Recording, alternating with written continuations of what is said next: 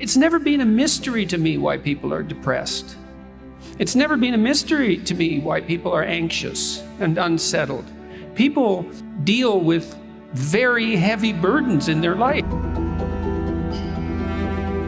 There's far more to you than you think, because it turns out that you have substantial problems, genuine, deep problems of malevolence and suffering, but that if you decide that you will take that on as your responsibility, dark as things are, there's more light in you than you know what to do with, and there's more light in you than you can possibly manifest.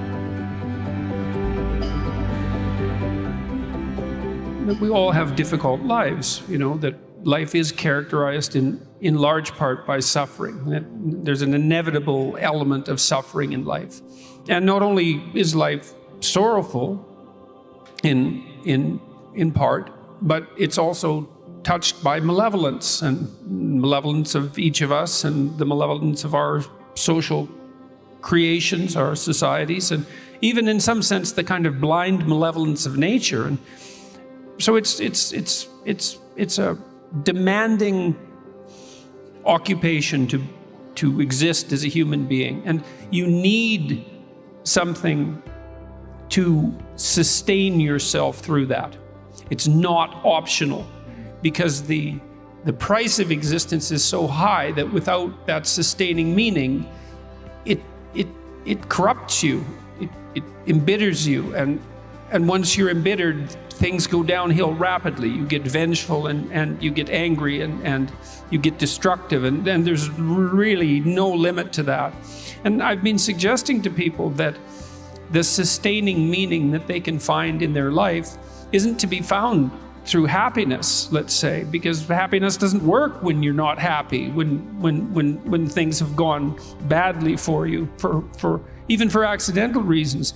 But you can find sustaining meaning in responsibility, and you can take responsibility for yourself. You can do that.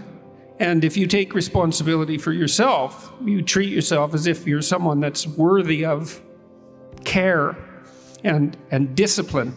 And that has nothing to do with being soft on yourself or the pursuit of pleasure, any of those things. You can take responsibility for yourself, and that works. And then if you do that properly, you can take responsibility for your family. And then if you do that properly, you can take responsibility for your community, and you can continue to burden yourself voluntarily, let's say, with a greater and greater range of existential challenges. And all that does is make more and more and more of you. And that works as an antidote to the catastrophe of life. And so I speak to my audiences seriously and pessimistically in some sense about part of the substructure of existence, the mortal side, the fragile side. But there's more to you than there is to what faces you. And I believe that to be true. And then I'm encouraging people to attempt that. And I think part of the reason that the book has been perhaps particularly popular among men is because I don't think we do a very good job at the moment of encouraging men. We have this idea that there's something intrinsically oppressive about the patriarchy and about masculinity in general. And I think that's nonsense. I think that strong, honest, truthful, courageous men pursuing noble goals is of great benefit to everyone, male and female alike. I've always looked at things, I think, in some ways from the opposite perspective of most, and maybe even most psychologists. It's never been a mystery to me why people are depressed. It's never been a mystery to me why people are anxious and unsettled. It seems obvious why they're concerned and hurt and anxious and unsettled. I think the mystery is how it is that we can conduct ourselves so that can remain under control. I mean, people deal with very heavy burdens in their life. You don't have to talk to someone for very long. Someone you might be thinking is doing quite well in the world, and sometimes people are. But you don't have to scratch very deep beneath the surface before you find out that they have a family member who has a serious illness, or someone who's suffering through an economic crisis of one form or another, or who there's some source of genuine tragedy 1 degree removed from them, if it's even removed. And most people, even as individuals, have at least one serious problem that they're dealing with. And so it's no mystery that people find it difficult to orient themselves in the world. And the mystery is, well, what can you do about it? And we do know what you can do about it. What you help people do is to identify their problems. That's the first thing, is to confront what's there, the reality of what's there, as bluntly as possible. And so you often end up, as a psychotherapist, talking to people about their array of problems. It's as if they're putting their cards on the table. And you sort out their problems. It's like, and no, they often decide that many of the things that are bothering them are not really that important. They can wait, but that there are crucial life challenges that present themselves to them. And they're not just psychological problems, although sometimes they are. They're problems in life, right? Existential problems.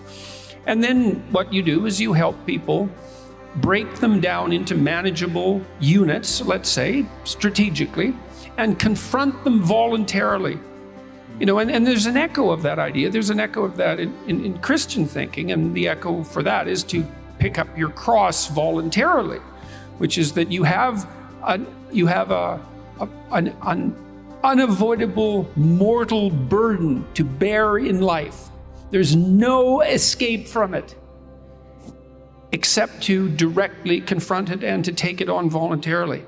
And what's so fascinating about that, 2 things. One is that psychotherapists of every stripe understand that this is one of the primary reasons that psychotherapy works. There's no dispute about that among all the different psychotherapeutic schools, is that the confrontation of existential problems, voluntary confrontation, is curative. And that's really something. And so, and the practical aspect of that is quite straightforward.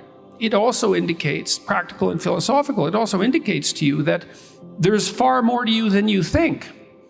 Because it turns out that you have substantial problems, genuine, deep problems of malevolence and suffering. But that if you decide that you will take that on as your responsibility, that you can put yourself together psychologically, just the courage, and you can actually solve the problems. And that seems to be true. It's not a naive wish. It seems to be well within our capacity.